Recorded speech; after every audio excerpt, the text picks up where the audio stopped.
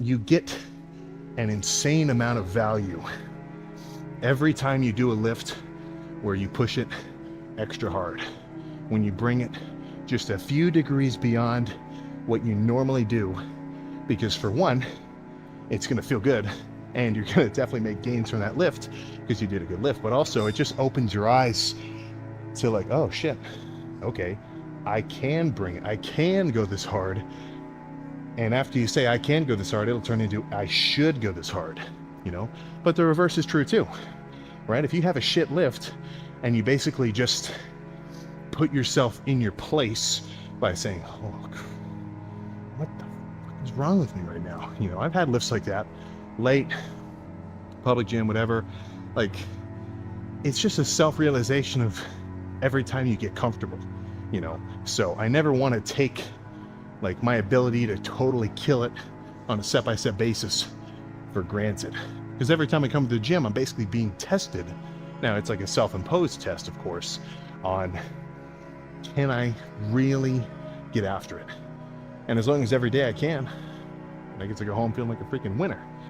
You gotta change it up, man, you know? Because the more you think you've found the answer, the less likely it is you're gonna be to actually, you know, be influenced by any new ideas, because you're so like blinders on, like what you're doing is perfect, nothing else is gonna help.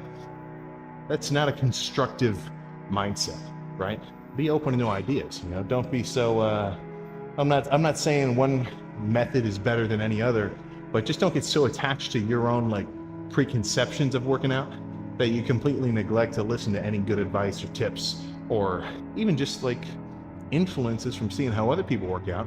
Because, you know, this isn't a battle of supremacy of styles and approaches, right? This is, as far as I'm concerned, with the bodybuilding, fitness, muscle, everything, it's kind of a team endeavor where we're all trying to get on the same page, or at least similar pages, of what works.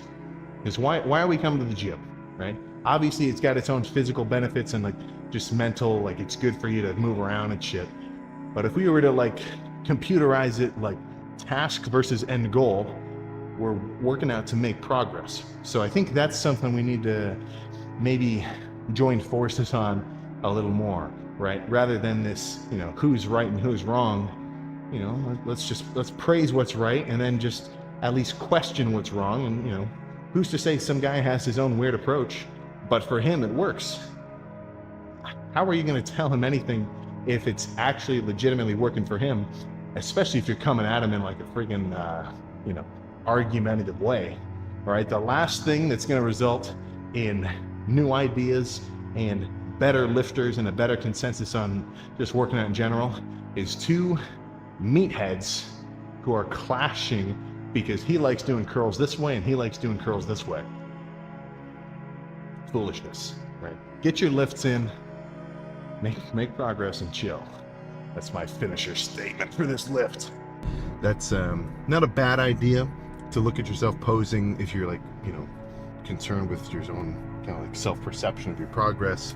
Because looking at yourself fully pumped, cool lighting, veiny, pre-workout, that's extra cool. You know what I'm saying? But that's temporary, right? That's just a, what would that be, right? You just took a damn, you know, invincibility star in Mario Kart. Right? You're extra fancy for a minute, right? But then you got to go back to normal.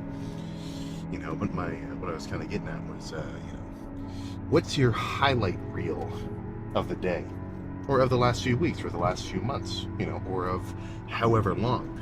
Because when it comes to like seeing anybody who's getting some shit done, be it, you know, like social media character, bodybuilder guys, fitness dudes, you know, just anything, like car show kind of guys who love working on whatever, the ratio of cool shit that's like interesting and just fun to show off and like make videos about, or just like, you know, just be able to look at, that is about, I'd say maybe 2% seems a little low. Definitely less than 10% of the amount of like prep and just other related work that goes on that is not so fun and interesting. You know what I'm saying, right? For every insane set of squats, there is sitting around in front of a bowl of chicken and rice, or just doing 30 minutes of cardio. I mean, let's even be conservative and say I've only done, well, I mean, I've had stints where I wasn't doing my daily cardio, that's for sure. But I mean, even a year, let's say 1 year, which, I mean, I've been doing it longer than that, but just 1 year of 30 minutes of cardio a day. So that's, let's even just cut it down to 300. Let's just say 300 days out of 365. That's nearly, I think that's like 6 days a week-ish, maybe 5.5 technically.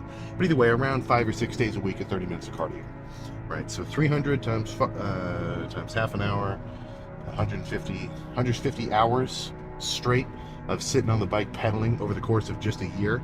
That's not even counting the freaking like 2-month period earlier in prep when I was doing 2 hours a day. So even right then, that was like 120. Like in a 2-month period, I feel like I've I mean, honestly, it's kind of sad to say, but in that 2-month period of doing 2 hours of cardio a day, that's more cardio than anyone's ever done in their life. Well, not anyone, but some people. You know what I'm saying? But that's not really, that's not cool. You're not going to make a TikTok edit out of sitting on the bike pedaling, right? That's just not really, but it's something that is important for the grand scheme of what I'm working toward. So, of course, I'm going to do it, right? And it's there's a certain kind of just understanding that it doesn't have to be the flashiest thing in the world, because it's just necessary, right? We're all looking at, let me think here. I mean, it's cool to be the architect. Like, oh, I designed this building. I designed the Empire State Building. Look at this mock-up. Oh, it's incredible. I did that. Not so glamorous to be the dude laying rebar and pouring concrete, right? Because it's slower. It's not as interesting. It's just, I don't want to say grunt work, because obviously there's a lot of prep involved, but it's just necessary small steps that scale towards something greater. You know what I'm saying? So if we're only watching, like if you're like me when I was looking up to all the Callum von Moger videos, or like who else was I watching? Honestly, I wasn't really a die-hard bodybuilding fan until I really got into it. But I mean, I was watching a lot of like Rich Piana sort of stuff. But insert whoever you were looking up to when they're showing their coolest stuff, and just deadlift compilations, and just like crazy poses when they're extra lean.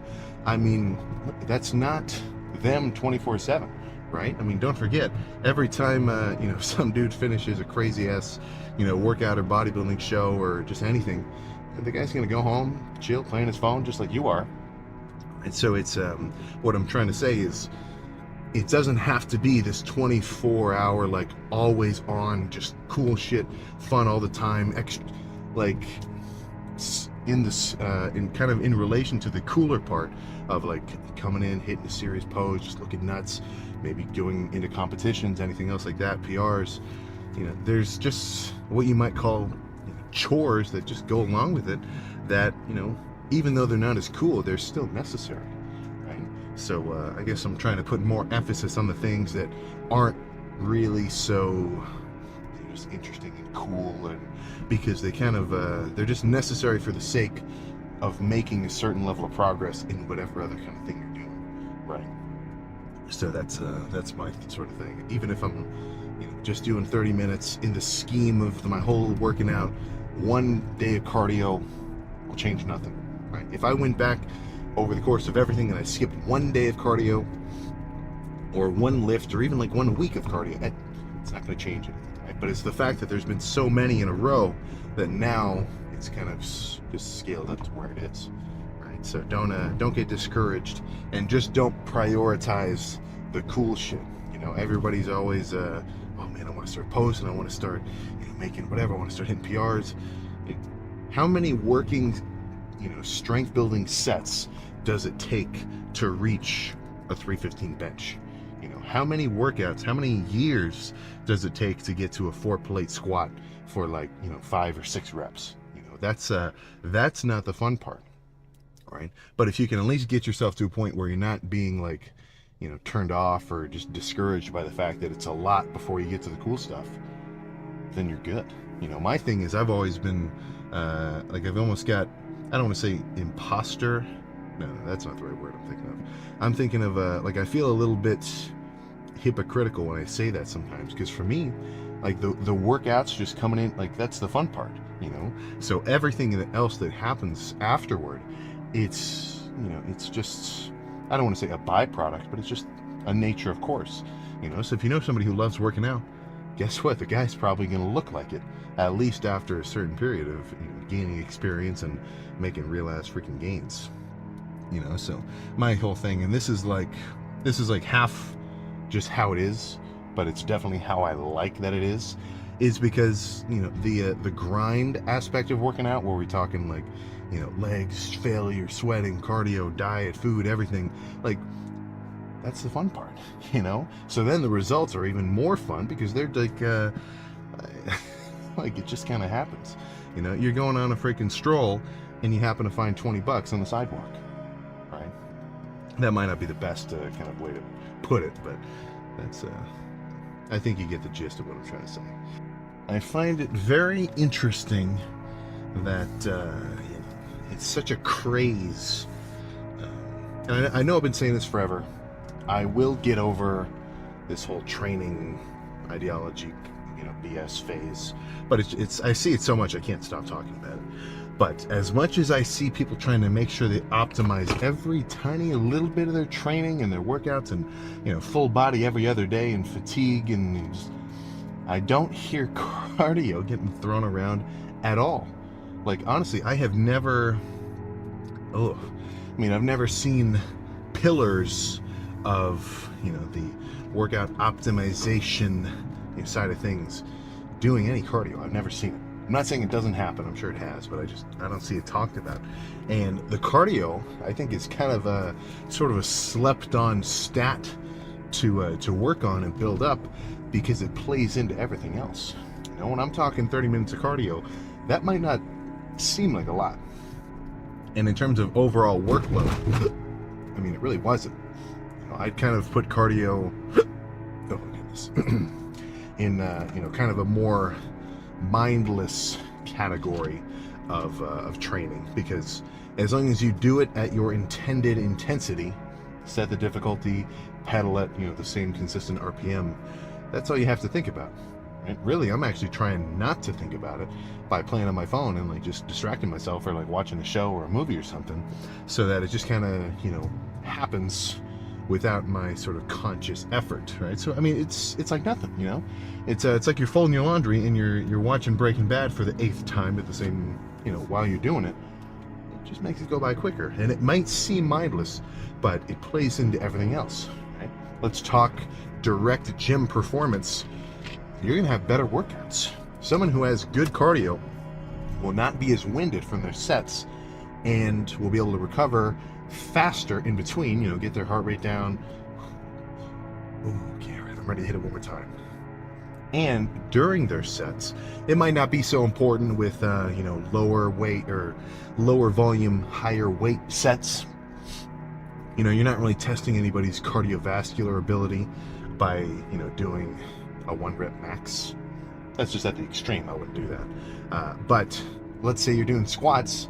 Look, man, my heart rate gets freaking crazy high during a set of squats, and my oxygen load, like the demand for oxygen in my body, is basically probably as high as it ever is after or right during the peak of a set of squats.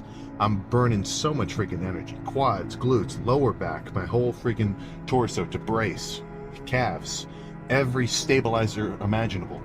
So there are a lot of sets of squats that I think get, you know, finished prematurely because the guy just runs out of breath. It might feel like he's, you know, oh, this is as much as I can do. But if the guy had better cardio, he'd be able to, you know, get some deeper breaths in during the set, and he'd be able to keep going a little harder. Not only that, but be able to repeat that level of intensity for the sets to come, you know, and not feel like he has to give up on the workout because he's just so freaking, you know, like totally out of it, right? So that's the actual in the gym aspect. Outside of the gym, on a baseline, changing nothing else about somebody's routine, anything, diet, their training or lack of training, doesn't matter. if you gave somebody 30 minutes of cardio, like real, they sweat, you know, they're not just doing like a 1 mile an hour walk on the treadmill. I'm like this is a real cardio session. Not high intensity, but intense enough. After a year, there will be a noticeable difference because their baseline level of body fat will decrease, you know, because if you're, look at the equation, man, you're burning more energy than you're consuming, at least, you know, potentially to a degree. So, you know, what's that going to do? You're going to have to resort to actually using some of your internal energy stores, aka adipose tissue, your fats. So bulked up or cut down, you're going to just be leaner. And in a dieting context, up or down, same sort of situation, you'll be able to just make quicker adjustments to your body composition because your ability to you know, either work with the food that you're eating or, you know, lack thereof in a dieting phase will just be better. You know, I can eat more food when I'm doing my cardio because I'm putting myself in a situation where it's like, all right, shit, man, I need more energy, right? I got to be a guy who can handle burning and refueling a lot of energy just because it's, you know, more of an athletic day to do cardio, crazy lift later, repeat. And as the fourth point, you're going to feel better about yourself because you know everybody else is skipping their cardio like a punk and you're actually getting it done. And that's not a negligible thing to say or a sort of thing to think. You know, there's a certain feel good of somebody where they're watching everybody take the escalator and they take the stairs. They're watching everybody just, you know, kind of just do run-of-the-mill whatever movements, and they're actually seriously bringing it, you know, because that's just confirmation that what you're doing is more difficult than what everybody else is putting themselves through. And it's kind of like a chip on your shoulder sort of motivation. You know, the fact that a smaller percentage of you know, whoever's into working out is even willing to do their cardio is gonna, I mean, it kind of makes you feel like you're in the in club because you're actually doing it and everybody else is slacking off. So that's how I feel about the matter. But like I was saying in the beginning, if you get to a point where it's just what you do, it's part of your day, you don't really treat it like a chore, it's just like, this is what I'm doing this morning, setting yourself up for success. Because then it's like passive income, you know? To have to go to a workout and have it feel like a chore, like you, oh, that sucks, you know? That feels like you're forcing yourself to do it, But if you're doing it for fun because you like it, you know, it's like having a job you love. You're never really working. You know, that's my sort of outlook.